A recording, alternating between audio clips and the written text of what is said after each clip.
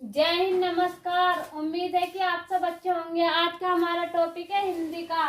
हिंदी क्या है? हिंदी एक भाषा है। यह किस शब्द से बना? यह भात धातु से बना है। भाष का अर्थ क्या होता है? भाष का अर्थ होता है बोलना या आवाज। अब बात करते हैं हम सामान्य हिंदी के अंतर्गत हम क्या पढ़ेंगे? व्याकरण।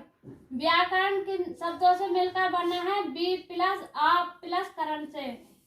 अब बात करते हैं व्याकरण के भागों को जानेंगे। व्याकरण के कितने भाग होते हैं और कितने भागों में बांटकर हम व्याकरण को पढ़ते हैं।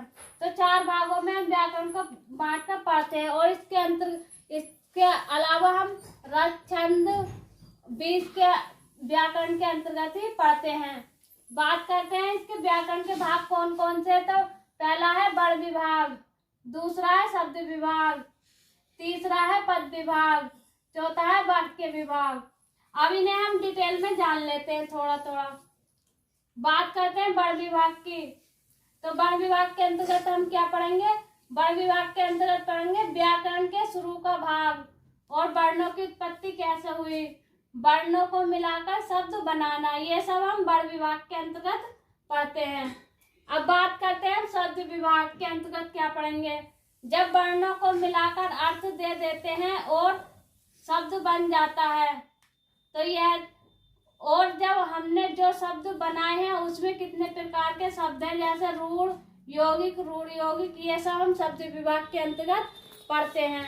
अब बात करते हैं हम रूढ़ को थोड़ा सा डिटेल में जान लेते हैं। रूढ़ शब्द का अर्थ होता है यह जैसे है वैसे ही रहते हैं। अगर हमने उसे तोड़ देते हैं तो वह अपना मूल रूप खो देता है, जैसे जल।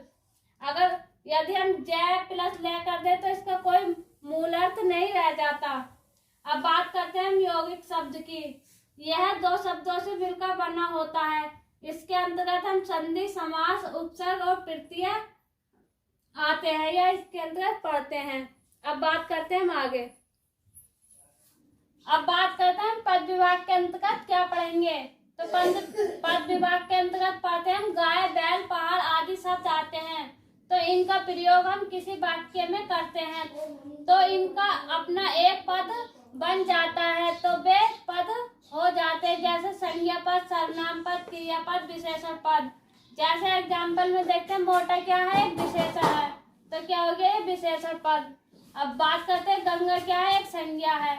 तो इन सब की जानकारी हम पद विभाग के अंतर्गत पढ़ेंगे। अब वाक्य विभाग के अंतर्गत हम क्या पढ़ते हैं? जब हमने शब्द से पद बना लिए और हम शब्दों को मिलाकर वाक्य बनाते हैं। अब हमारे वाक्य कितने प्रकार के होते हैं, कौन कौन से होते हैं, कौन उसके भेद हैं, उनका परिवर्तन हम कैसे करते हैं, वाक्य में अशुद्धि क्या होती है, इन सारी चीजों के लिए हम कौन सा विभाग पढ़ते हैं? वाक्य विभाग पढ़ते हैं।